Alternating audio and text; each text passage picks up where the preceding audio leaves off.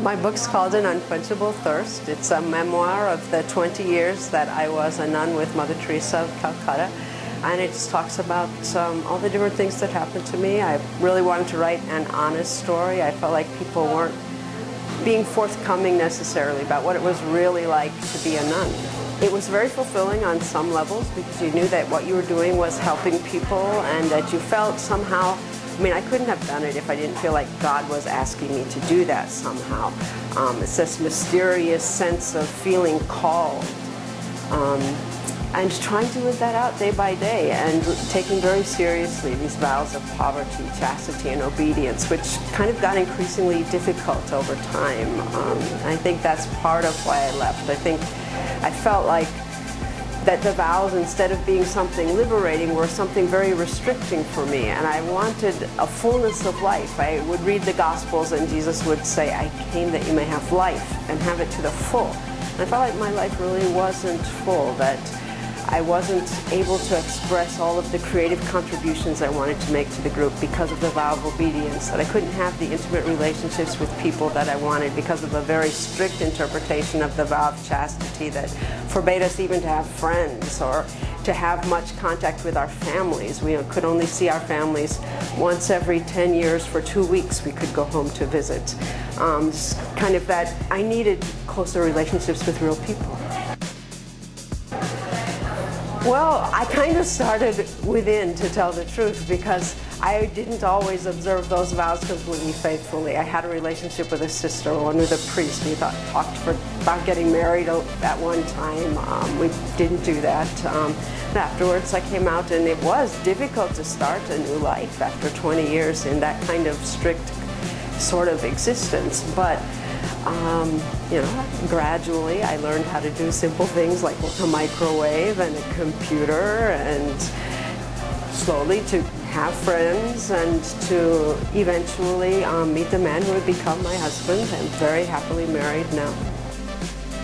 Initially it was very hard because I think when I came out immediately it wasn't a feeling of guilt because I kind of felt like God had called me out for something. But slowly, I think just all those things I had been told all along, because from the very beginning we're told that kind of the worst thing you could do would be to leave. God gave you this great vocation. You don't want to betray it, and this sense of betraying the community. And that had been so kind of brainwashed into me that in the beginning, at certain points, not at the very beginning, but afterwards, I did have to work through a lot of feelings of guilt. Also because I had given my word, and I didn't do that lightly, and I realized I hadn't kept that word. And that was hard. It was hard. But then I realized that I was doing the best I could, and that I had the main part of what I wanted to do is I wanted to live a life of love and a life of service, and I could continue to do that, just in a different way.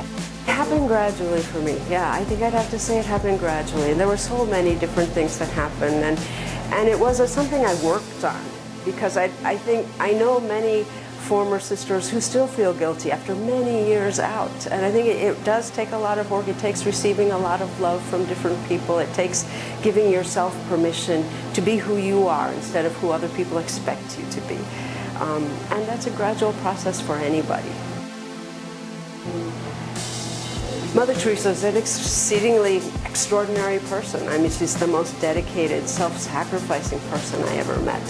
I'm not sure she was the wisest person I ever met. That she was a product also of her time. She was born in 1910 in Albania. She became a nun when she was still a teenager. She didn't have a lot of formal education. She was a very intelligent woman and a very clever woman.